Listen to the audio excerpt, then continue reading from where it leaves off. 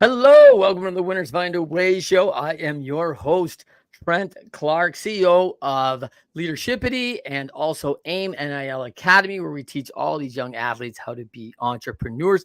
Most people know me because I spent 13 years in professional baseball coaching in 3 World Series. And today on the show, I got special guest Lisa Brooking. Shout out, Lisa. What's up? Hi, Trent. Thanks for having me.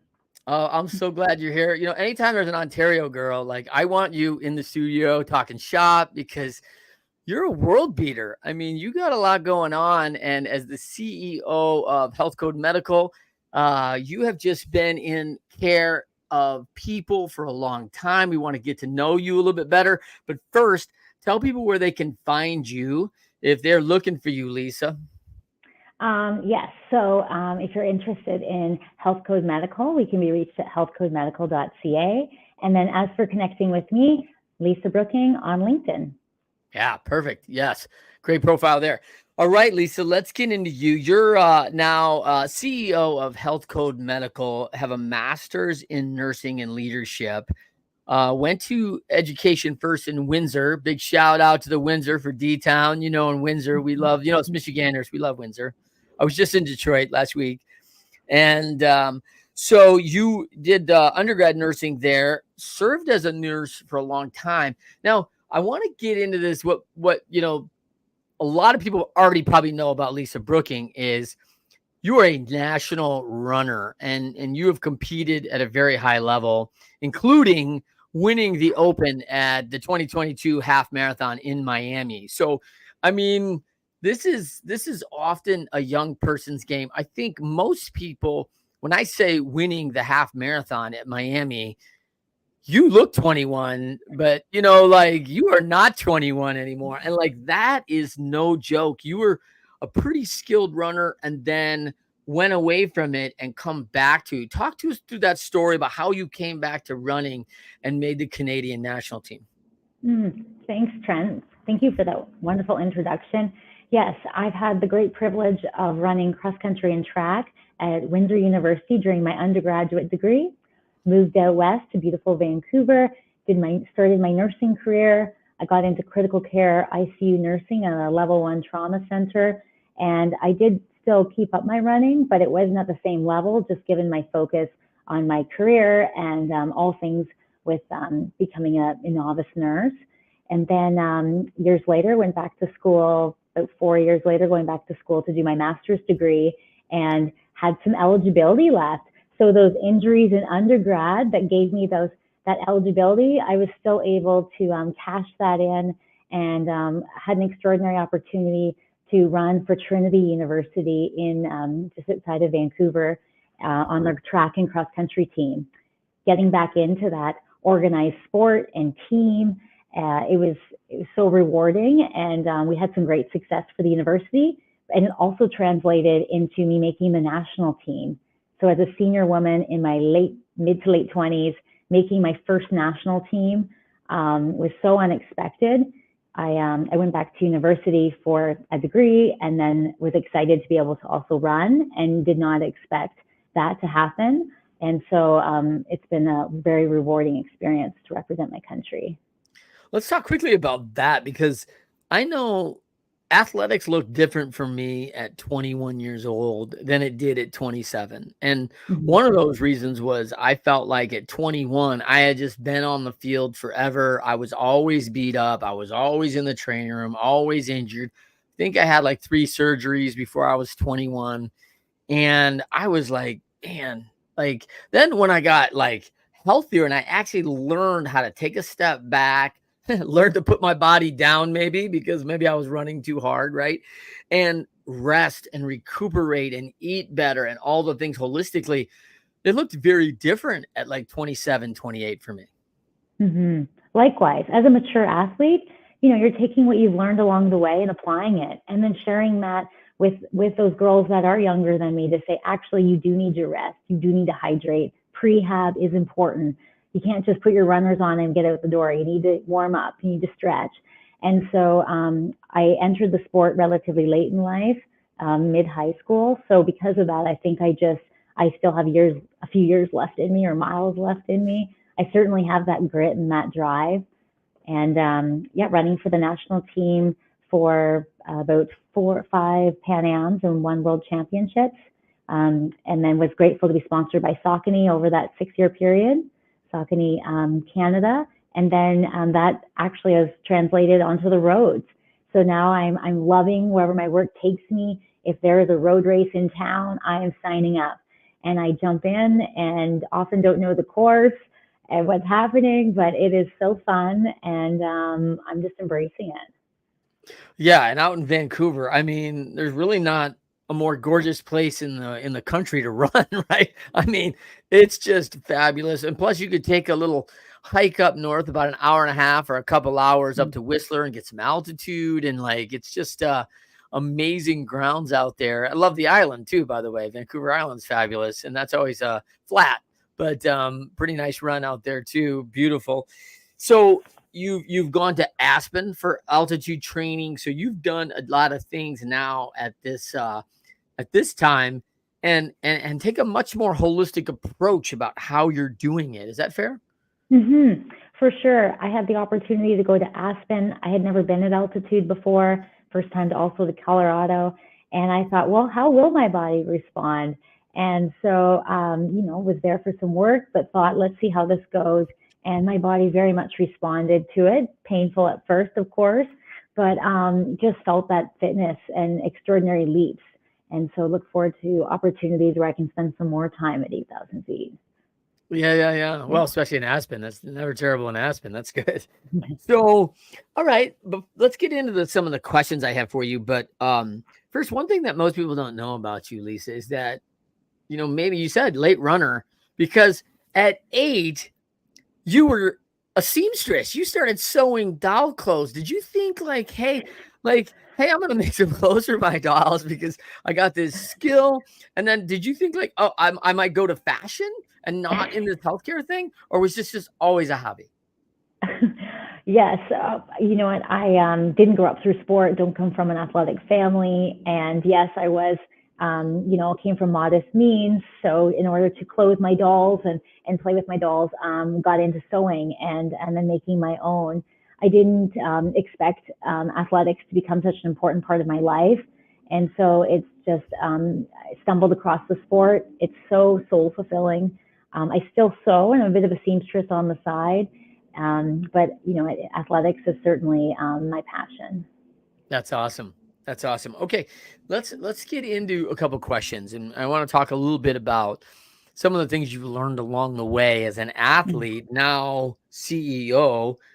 Pretty big transition there, but yet there's a lot of skills that are highly transferable, and we want to talk about that. But one of the things to start with is for athletes that are out there and at a world-class level, which you are, diversity is important in your training, mixing it up, doing things to get your body out of just doing it this way, where we're always just going, hey, I only go forward and I can't go left and I can't go right. I only do this. The body tends to just get used to things. And all of a sudden there's no overload principle. There's no challenge to it. And so you found that in other sports. Is that fair? Absolutely. Yes.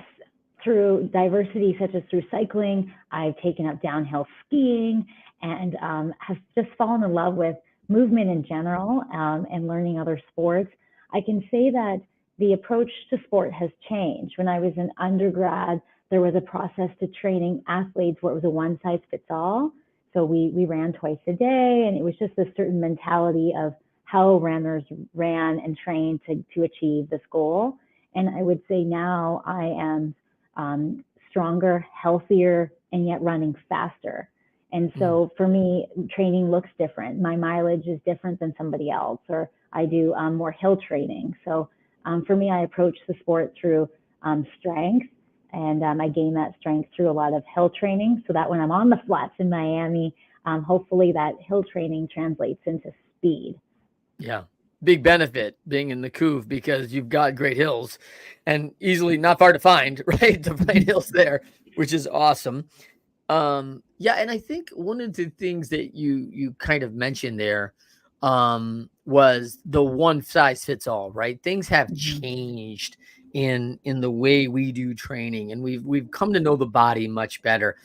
Um, One of the things we talked a little bit about, offline here, both in your athletic position and your nursing position, is that when we look at what we're going for and we're looking for challenges in the things we're doing, there's often a root cause behind Mhm. things, and we kind of gloss over that, like, hey, I'll just keep doing it this way, and like, wait a minute, maybe these shin splints are happening for this reason. This Mhm. diabetes is coming on because of something. What's the root cause of the behavior, maybe, or Mhm. the activity that could be changing things? Talk me through that. Mhm. No, you're exactly right. From a professional career standpoint, nursing, being at the bedside and having a progressive career through different phases of management has given me such an incredible perspective, and realizing that, oh, what I'm seeing at the bedside for this patient correlates with other patients and more, population based. So thinking, how can we look at the root cause, and maybe people don't need to get sick in the first place?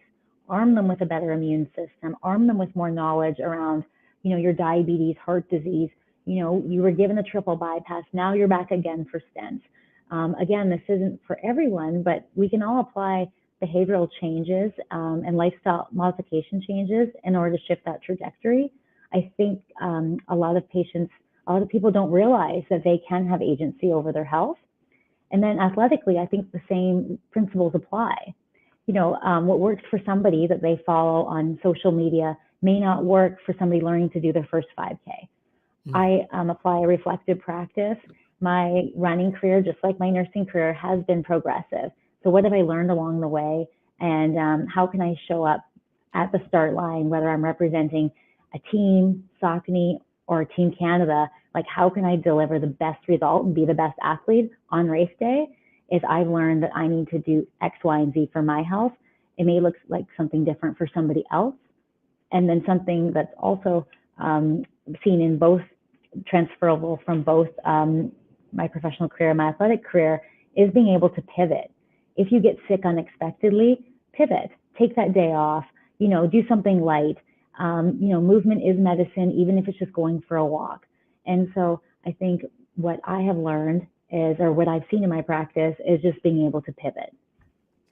Yeah, I love that. I love that. I love that movement is medicine. Mhm. That's so powerful, right? Like that's the reality of the deal. Now, one of the things I'm going to question you on is a little bit about your path, because now your way with Health Code Medical is very targeted preventative work. It's about really Mhm. getting that health out front and understanding our bodies and getting knowledge, because Mhm. you and I both know, as me as a former strength coach, listen, once you have the education, nobody can take it, right? Like, you've got Mhm. it now, and you build systems in that serve you and work, and it's okay if you try something and it's not working after 2 or 3 weeks. You can adjust and change, and I love that. I love that message, because I think people, "No, I'm just gonna keep doing it and hope for a different result." I'm like, "Yeah, okay." I don't think you're gonna Mhm. get it, but so but one of the things that's very significant in your career, is you were a trained nurse. And when I think of nurses, this is, and you can change my perception if you'd like, but I often think of post-operative care. This is post-injury. On this other side of the life of exercise science, physiology, health, like, Mhm. we're talking about preventative health. We're talking Mhm. about building life habits and behaviors. So you've shifted from one as a young person of caring for people, loving, and then now caring for them in a different way, really through education. Is that fair? Absolutely. And that was just a fantastic summary. You really encapsulated all of that. Nursing traditionally is on the reactive based side of healthcare, more like sick care. And so working in ICU, or as you described, post-operative care, you are, getting people back to health, and so that you can discharge them, and arming them with the knowledge so that they don't have to end up back here in the hospital needing acute services. anything urgent or emergent, we would want to keep people healthy so they don't need to access those care. And so it has been extraordinary, and again, so unexpected to be to have this opportunity to be able to lead a company that's looking ahead. And so it's shifting that paradigm to say, you know what, let's look at you in terms of your genetics, and let's screen for cancers, and let's be proactive. And so that where you live, what toxins do you have in your environment? Maybe there's mold, maybe there's other toxins, environmental toxins that are affecting your health. You have maybe an underlying allergy that you didn't realize to a food that you've been eating all your life. So sometimes allergies occur later in life. We're all creatures of habit. I don't know about you, but I eat the same thing for breakfast every day. And over time, you can actually create a bit of an allergy to that or sensitivity. So when you're having those gut issues, we consider the gut the second brain. All of a sudden, it's coming out in brain fog, maybe some skin issues, and just overall low energy. So we are a physician-driven clinic, a full medical team, and we're doing testing to get to the root cause. We're looking for what is driving that cholesterol buildup in your coronary arteries that's leading to that heart attack. We're taking it one step further. We bring in international blood testing. So we're not just using, some of the big names out there. We're also bringing in some of the new emerging tests that's coming out. And I think that's what's most fantastic is people can come to HealthCode and they can have the investigations into their area of interest. Potentially it's circulating cancer cells, or deep dive into cancer, or a deep dive into cardiovascular health from a blood testing as well as an imaging standpoint to say, okay, here's what we see, and then here's how we can inform a path forward. And so that's a bit of a different approach than other companies that are out there. And I think it's something that's really taking off because we're arming people with knowledge about your unique self. We have the same color blood, but we're genetically made up differently. Depending on how we live our life, depends on which genes are being expressed. Good.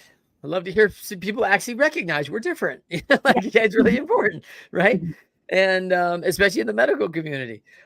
So one of the things that is what probably most people don't know about people like you and I, Lisa, is that we're sad. We're sad sitting alongside a person who's had 25 years of just damage to their body. Because we know, hey, if you'd have got this education and maybe the discipline, right, too, because, you can have the education, not do the work, right? But, it's one of the big challenges is that a lot of things as you're sitting in as a nurse, as you're sitting in caring for a friend whose health is really diminished, a lot of it is preventable. Like 90% is just preventable, right? And maybe more than that, but it's significant and it's frustrating for people. And I'm just going to speak for me. It's frustrating for me. I get saddened by it. I get a little bit depressed because I just think wow, things could have been different and choices matter. And it's hard to sit by and go, and I think what I'd love to kind of pivot here to is the fact that it doesn't happen fast, right? The change doesn't happen fast. And I've had many people, I used to own a gym, and many people came into our gym going, hey, I've picked up these 75 pounds along the way, and I'd like it gone by next Friday. I'm like, right. Well, you took 20 years to get that 75 pounds. I don't think it's going to go by next Friday, but a pound a week is really awesome. And you can do that all day long. And 75 weeks, it's barely over a year. You're going to be back to yourself, but it's the daily habits that matter. Talk to me about what you've learned from that, going from that post to pre now. Thank you. Yes. And people show up in all ways, shapes, and forms. So there is the, what we think is the overweight person that, we need to get that weight off. And that's ultimately what's driving the heart disease, diabetes. But there's also people that are slender in nature, but have low energy. And so that is in and of itself a struggle for them to live their best life and to show up, to do their job, to be a good community member, to be a good family member, is to have that energy, that awareness, that engagement. And so health is so many different things. And yes, there's physical health, but there's also mental health and overall energy and spirit. So what we do is getting to that root cause can say, oh, this is actually driving that low energy.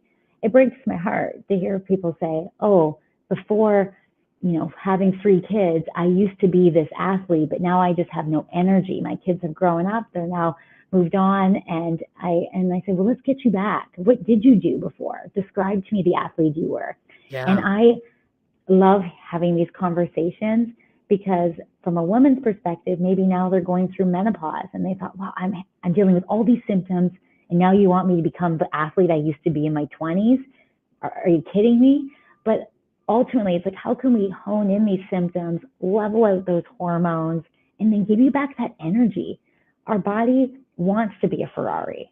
Our body is meant to be in F1. So how can we look to see and recalibrate the system, because it is out of balance. And so we use so many different types of therapies and different approaches and a holistic approach to see what is for you, because there has been a shift from the person you were in your 20s and 30s, and now you're in your 40s and 50s. You used to play hockey, used to do all this, and now you can barely get your workday done. So how do we give our society that energy, that zest for life, that's ultimately going to give them the, yes, I want to work out. I want to take the dog for the extra walk. I'm going to take my kids for a hike. That to me mobilizes a society. And then with that, you want to eat healthier because you're moving, and then you want to eat healthy. So it all goes hand in hand. What I've learned throughout my nursing career is you arm people with the knowledge. Really, I didn't realize X is connected to Y. So it is, if a woman's struggling to get pregnant and people think, oh, stress.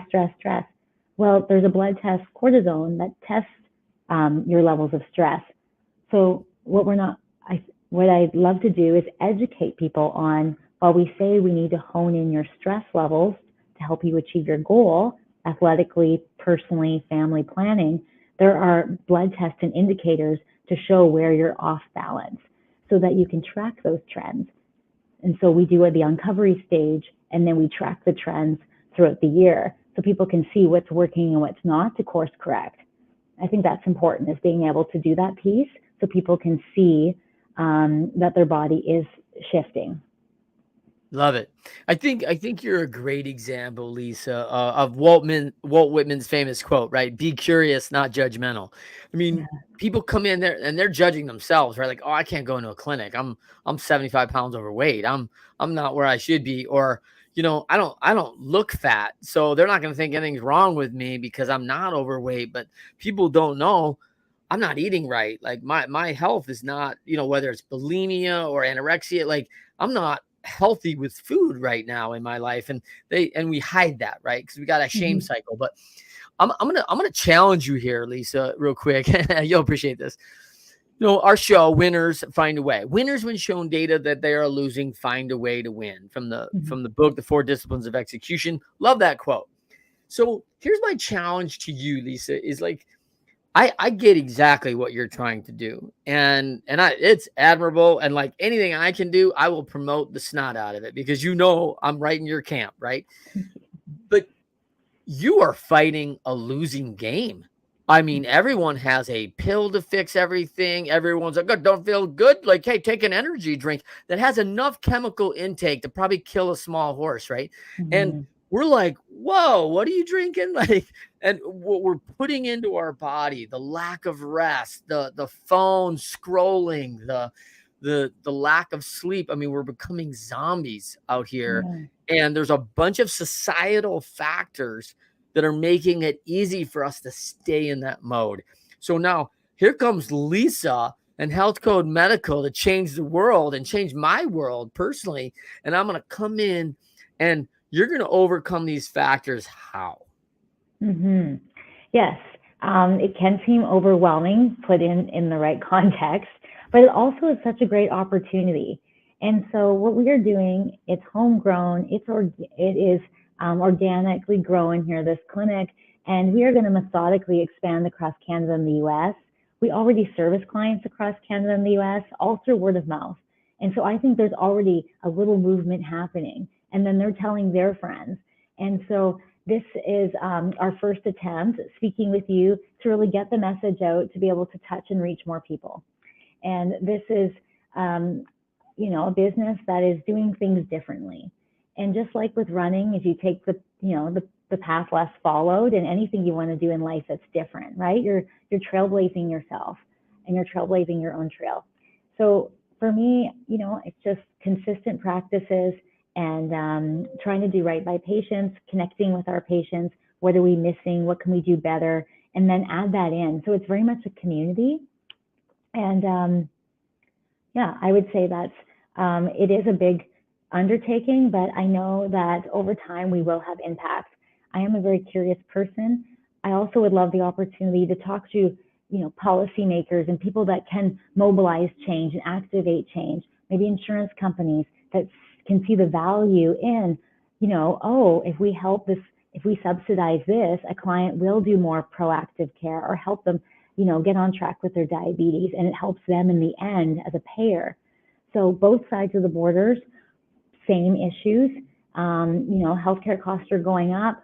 Overall health of our nations are going down. And so how can we mobilize change? It's not a quick drug, and it's not more dependency on the system.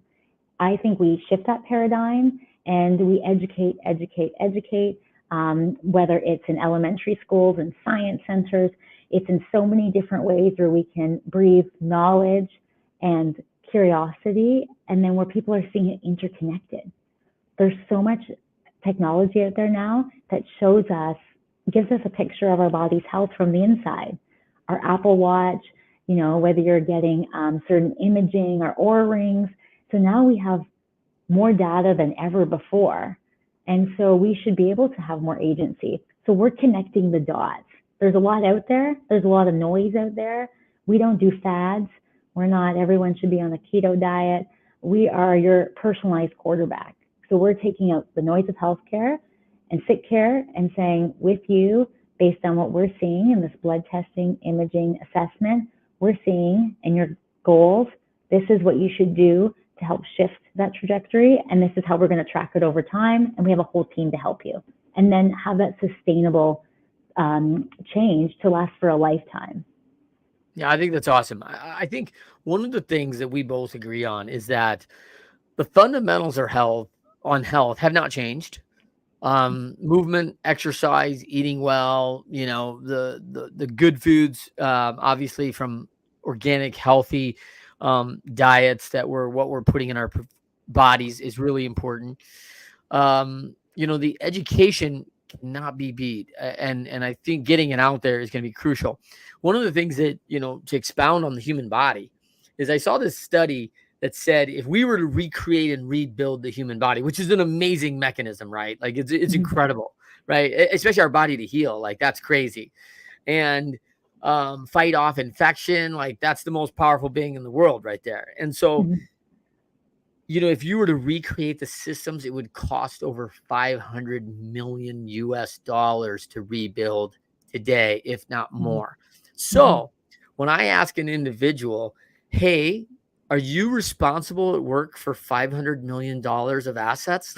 Like there are very few people in US and Canada that are responsible for those level of assets. That is a lot of money and responsibility. We certainly have these 1% of CEOs and founders of these companies and public companies, and they have that responsibility, but it's a very small portion. But every one of us is responsible for our body. And I think shifting that to personal responsibility will be a huge, a huge movement to get people to understand, like, hey, you got this and you control this and we can guide and help you along the way. But ultimately, this is up to you. This is your body. And I think that's going to be so powerful. I want to kind of shift here to two things that I want to finish. Well, three things really.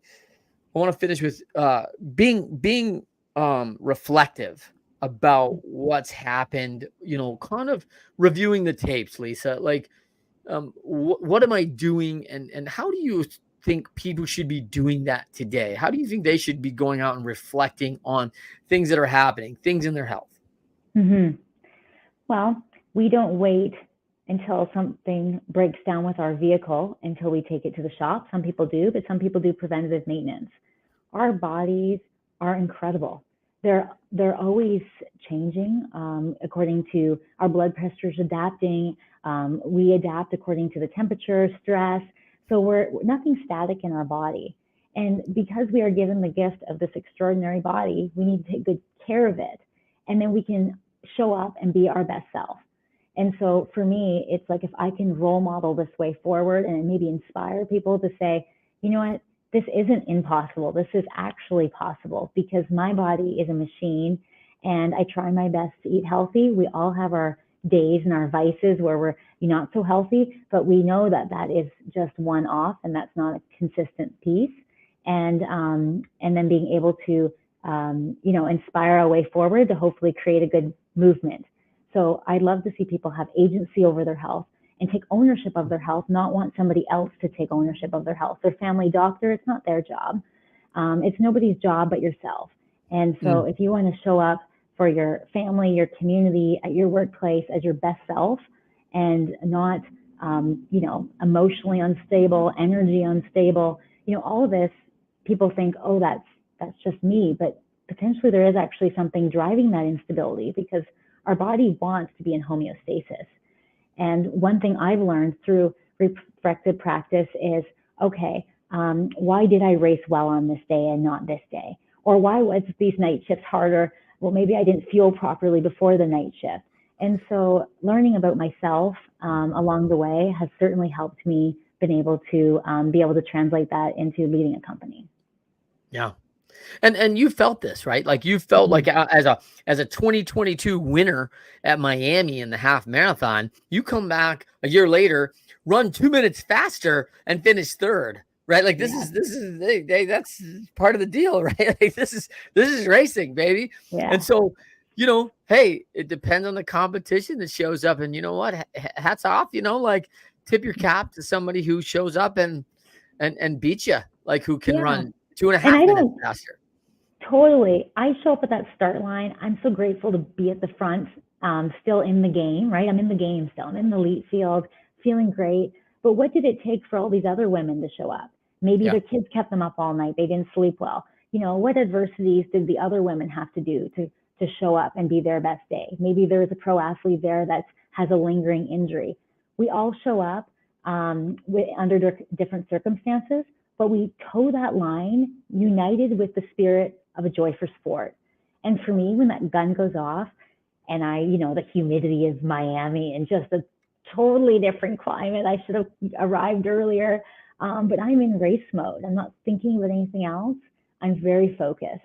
And that is evident in all aspects of my life. What I'm doing at that time, I am in focus. When I'm doing my work, I'm not scrolling and not listening. I'm very engaged. So with racing, I am engaged every step, every movement, every mile marker.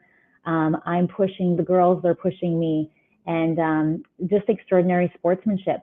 I don't know if I would have pushed myself that over 2 minutes faster if I hadn't have had those incredible women. The woman who won from Kenya, the second woman from Ukraine. She's holding a lot with her, running with pride, representing her country. Yeah. And we all run with a different purpose, but we're so united through sport. And sport to me has just been so fulfilling, finding it organically. And I hope that other people can find a sport that brings them joy, then they want to keep a healthy body so that they can engage in that sport. Yeah.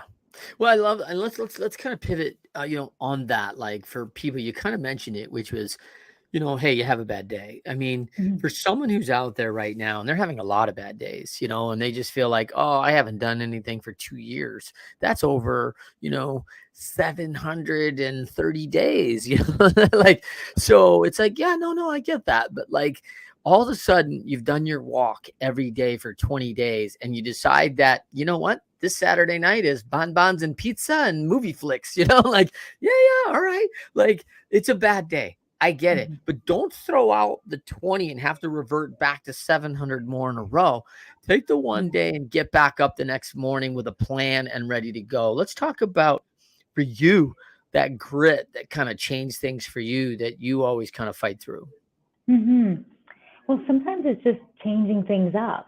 We're such creatures of habit. We commute the same way to work. We go to the same grocery store, and for me, it's, when things aren't going well, running helps me clear my mind. I listen to a lot of podcasts such as yours, audiobooks, but it's even changing up where I'm running, because even changing your environment can change your perspective. And just seeing beauty in running in a trail as the leaves are turning, or just being so grateful for the privilege of where we live. Whichever side of the border, we're very grateful to live in our countries.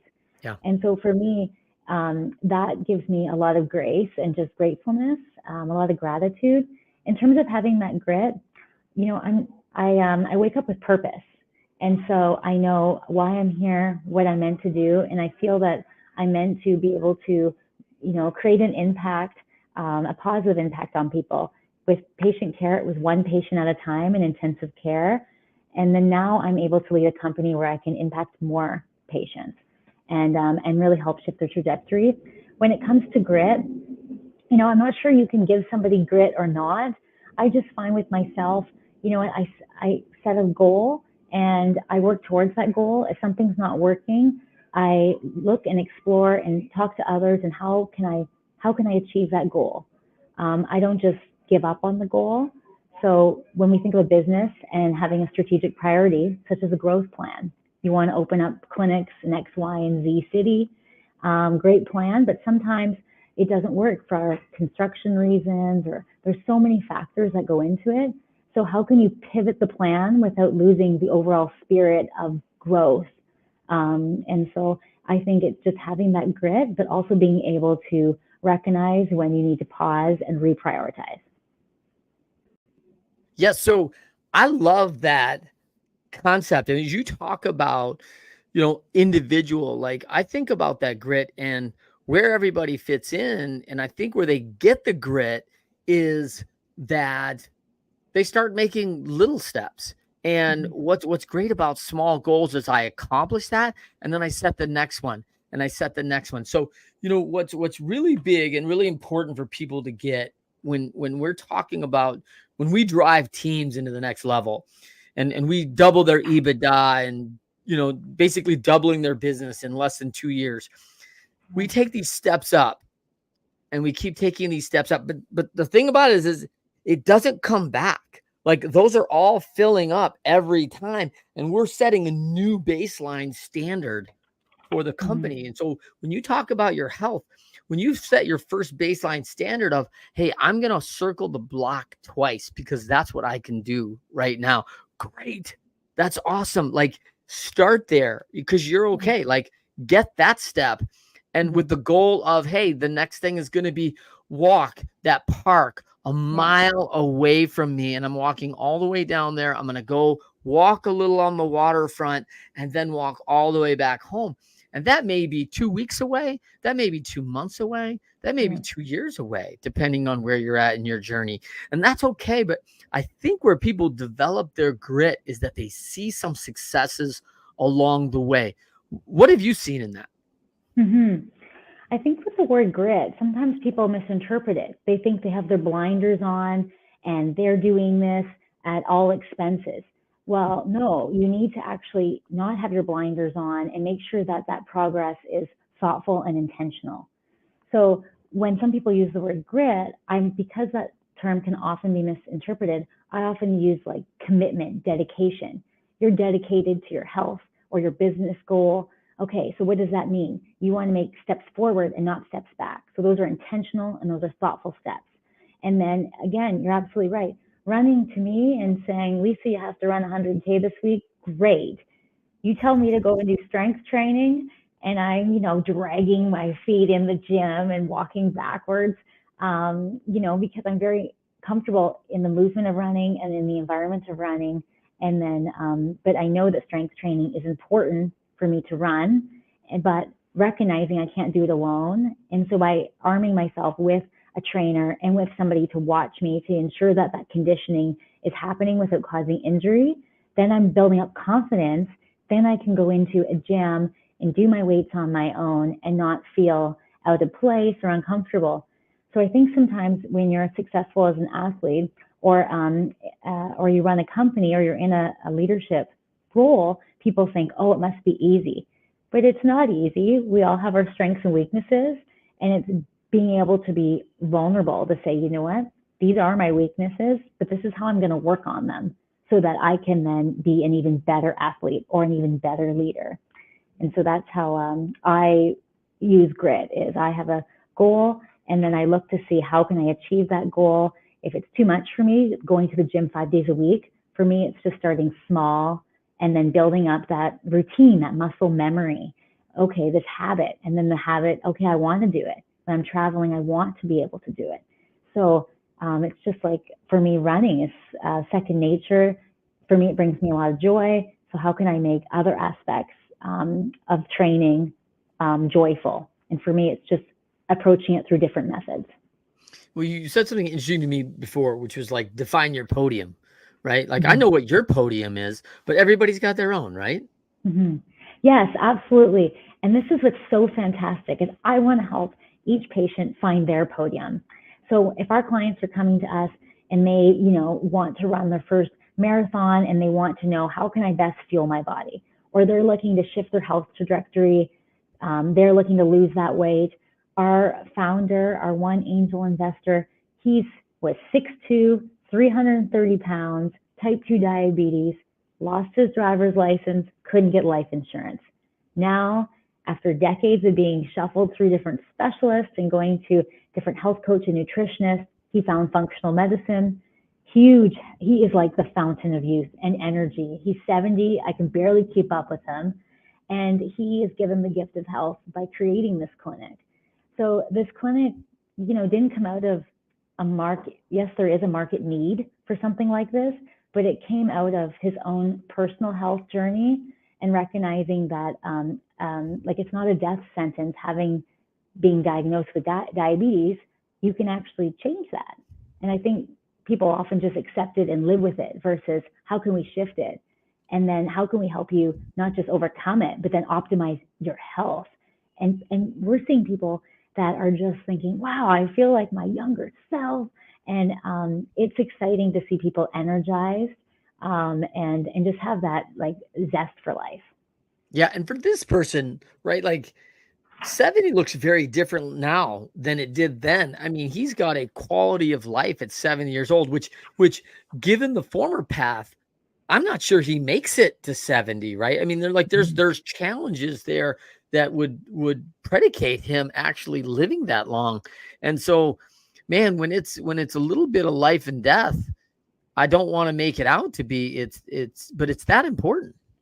For sure. Absolutely. Let's talk quickly about athlete to CEO. I mean, you're featured on Canadian Running magazine, right? Like, and you're this champion runner running on the national team, and you're also a CEO of a company, right? Like, that's crazy. Most people are like going, woman, how you doing all that? Right? Like, how do you balance it all? But I want to talk a little bit about some of the things you've learned about from all that training, all the time, all the road work, the coaches, the better nutrition, the preventative work, the preparation, all those skills that you've learned along the way as an athlete. Talk to me a little bit about how that's serving you as a CEO. Oh, there's a direct correlation. And I wish I knew this beforehand. And I didn't. And I think that is what has been eye-opening for me. Progressing in my leadership journey has been through this reflective practice, curiosity, connecting with the patients and people that I serve. And then as going up through the organization in ranks and holding different positions, it's never forgetting where I came from and having that boots on the ground perspective. So, going through the hospital, walking through the hospital, connecting with patients, observing flow. I'm very much somebody that learns through experiencing. So if I experience something, I won't forget it, but also I take away a lot around, a lot of learnings come from that. So World Championships was in Kampala, Uganda, and Athletics Canada was so grateful to allow me to go visit the hospital and the AIDS Society. And for me, it was, this opportunity to run on African soil, which is the breeding ground of the most incredible runners in the world. Yeah. But then also, not apply judgment to what I assume their healthcare system's like, but actually go and see it and experience it. And there's so many things to celebrate. I had a translator with this nurse that spoke Swahili, and she had such pride in the work that she does. And so for me, every chance I get to learn and experience. When I was in Aspen, I also toured their hospital because I just wanted to see, what does this little community hospital look like? And you can just feel a culture, you can just feel pride, and what types of patients are coming into this hospital and for what reason. Then it makes me think, oh, how can we better serve patients? It's not one size fits all. We have large countries. So certain pockets of the country may be at risk for certain things. And so how can we inform policy, funding, different programs to help set this state or this province or this community up for success? And that's where my long-term vision is I think maybe as I'm learning along the way, I can help inform some changes at more of a broader scope. But for now, I am just so pleased and grateful to have had this opportunity and to run this company and to see it reach more communities. Yeah. Yeah. Yeah. I mean, I think it's really admirable. And I really think that, seeing the correlation of, hey, they've got pride as a team and they're trying to do the best with the tools they have today. And man, some of the things I also think about, those transferable skills that you've learned, understanding the small commitments have huge impact, right? Yeah. I take the stairs, even in a pencil skirt. So I am the gal that I have sneakers everywhere. And so I have my little slip-on sneakers, and I put my heels in my bag. I wear a backpack because that's good just for posture. And then so I am purposely parking at P4 so I can take 20 cases of stairs up to my office. I'm purposely taking the stairs versus the elevator. And so regardless of what I'm in, wearing professional clothes or not, I'm always like, movement's medicine. I have to get off a plane. You got to get those legs moving, got to flush it out. You feel sluggish to sit in the car then for an hour. So I think it's those transferable skills is just being mindful and intentional. If I'm walking into a very important board meeting, I want to show up alert and being able to just deliver the best responses, the best pitch. And in order to do that, I know that I need to do a bit of a 20-minute walk before, just reset my mind. And so those, just like I prepare for race day, and these larger races in the States can be intimidating. I don't know the field. There's so many factors I don't know. That wind in Miami took me by surprise. It just comes howling across the bridge decks, and it's a flat course, but it's very humid. And so recognizing, okay, all these things could be playing against me in my performance, but mentally, that's not going to have me overcome this. And so those skills are transferable. I prepare my lunches the day before because I know I have a busy day. And so I don't want to go without food because I get hangry and I just am running on empty. And then you make those poor choices in a pinch. So it's like preparing yourself. If you have your bag in your car with your running clothes, chances are there's traffic, you're going to pull over and go for that run versus, oh, I didn't bring my things. So you just make it easy for those habits to just go with the flow of your day. And I think what you've seen is all these little habits are compounding into quality of life to, a constant caloric burn, which means I can put good food into my body, use the nutrition properly. The body's going to get used to moving, digestion systems work. I mean, all these things are factors, and they're not big things necessarily. They're not like, they're choices, right? Like instead of me having a roller bag, I can wear a backpack. I can carry that weight. It balances. It's all right for my posture. Instead of me, taking the elevator up, the 8 floors, I'm going to take the stairs and I'm going to exercise and I'm going to move and it's going to be all right. And I'm going to get used to these things for my body. I mean, I think one of the things that's a great place for anyone to start is you talked a little bit about physically and mentally preparing. I Mhm. always like moral training too, but the night before a day, like getting set for your day. I've seen some of the Mhm. best in the world are very good at 8:30 taking a break, and they spend 30 minutes or 15 minutes or whatever it takes to reset their household and prep for the next day, whether that's a few notes, whether that's going through their schedule. I use an Oak Journal, a little shout out Oak Journal. Yeah, great. And it's about getting some really good habits. And by the way, that day looks so much easier coming out of bed because there's a plan. Hmm. Well, like if you have no plan, it's just a dream. And so for me, it's like, what actionable steps can you take? So to avoid, not being able to do that thing. So for me, it's working backwards. And so whether it's I have a flight at this time and working backwards to avoid unnecessary stress, it's also thinking, okay, I'm traveling. What can I bring? And I'm recognizing I'm somewhere where I can't run safely outside. So what can I do? And so it's just having a plan versus just accepting what is. And I try very hard to be intentional, to role model for my team, to recognize, I need to just not feel my body well, but I also need, mentally and spiritually. So maybe that means taking that 20-minute break to eat my lunch, but going and sitting with the team because, community, breaking bread together, having a laugh, that's so important. It's so easy as a busy executive to think, I have no time. I fall into that trap too. But when I say, you know what, I'm going to take these 20 minutes and go sit with the teams, I actually come back more refreshed. And my mind was actually shifted off. And then I come back and I'm more focused. And so I think if your viewers could think about those sorts of things, like what's important to them, what's been lingering, how do they want to move their business forward, what do they want to do athletically? And then from there, think, okay, what small thing can I do? Starting on Monday, I'm going to take the stairs every day. The first day will probably be painful and you'll be a hot, sweaty mess at the top. Take your suit jacket off before, but you get used to it. And then you realize that there's no thigh burn anymore. And then it feels good. And so those are like little wins. Yeah.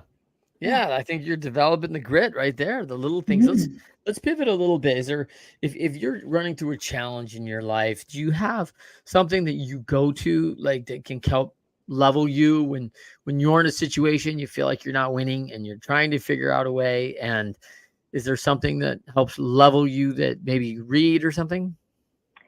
Being out in nature. And Mm. it's for me, it's walking my dog. We're so grateful to be right by the ocean. So being out on the water for me just changes my energy, changes my perspective.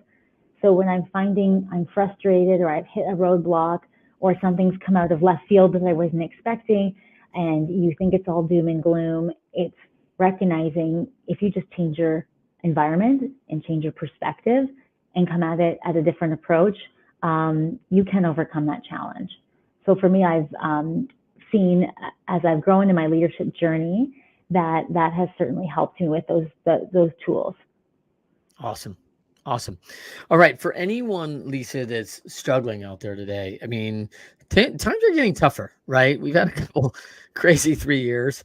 And there's some people facing some hardship, like they're Yeah. feel like they're losing. What would you tell somebody right now um, that is going through something? What would be your best recommendation for them? Have hope because there is brighter days tomorrow. As we've seen in history, our world has overcome a lot and the human species is resilient. And so our society has become almost fighting against itself. The eating processed foods, not doing enough in a day, that hustle mentality. And so we have gone through a lot with COVID. People have had financial setbacks, health setbacks. There's uncertainty, maybe in their workplace. So what I can say is there's hope, and what can you have control over? You can have control over your health and how you show up. So how can you be the best partner, parent, teammate, colleague? And so I would say that starts with making those changes inside, heal from within, and then you'll be surprised with opportunities. Then you're open to opportunities. So when we often think, oh, the world is working against me, I believe that if you think, you know what, during this time, I'm just going to put my head down and I'm just going to focus on this goal and my health, or what skill can I learn, just recognizing where you need, like doing a self check. And then with that, working on that goal. And then as your health shifts, your mindset shifts, as you have this, success. It's the little things. You get up in the morning, you make your bed. Whether we're a child or we're an adult, it's these little wins that you're like, check. And, Yep. And then it just feels good to think, oh, it's noon and I've done all of this. And then it's, our bodies give you that feedback loop. So then throw in a 20-minute walk and now look at you go. And so you're building that momentum and then building on that momentum. And then when an opportunity comes up for, a new job or a promotion or maybe an athletic event, you're like, I'm going to sign up for that, or I'm going to put my hat in the ring. You know what? I would say more so than ever, companies are looking outside the box.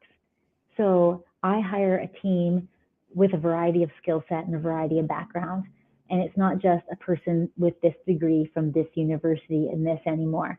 Now it doesn't matter what your age is. It doesn't matter, what degree you hold, but your career has given you the skills that satisfies this job. And I love that you're over 60 because, man, you have a great work ethic and you have so much that you could share with the team members that are younger. Love it.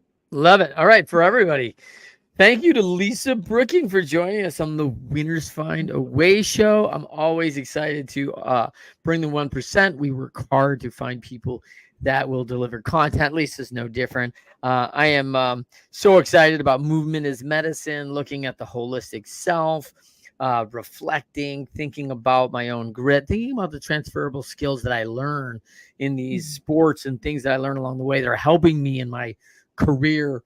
And so excited about that. So for everybody on the Winners Find a Way show, join us every Friday, 12:30 p.m. Eastern, 9:30 a.m. Pacific on the Leadershipity YouTube channel, LinkedIn Live, and Facebook Live. And you can find our podcast on all the major networks, Apple, Spotify, iHeart, etc. So check us out. To Lisa Brooking, thank you for everybody. We'll see you next Friday. Thank you.